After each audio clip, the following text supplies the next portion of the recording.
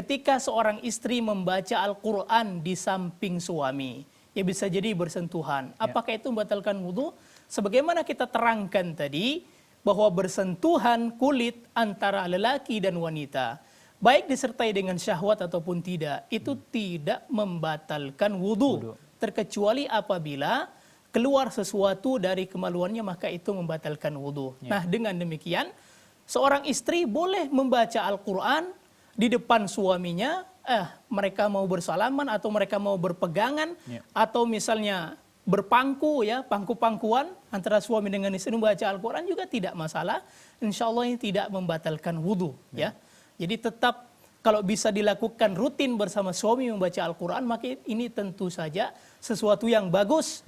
Terutama apabila suaminya memiliki bacaan Al-Quran yang bagus, makhrajnya bagus, kemudian diajarkan istrinya. Ya, ini merupakan perkara yang sangat baik. Wallahu ta'ala a'lam.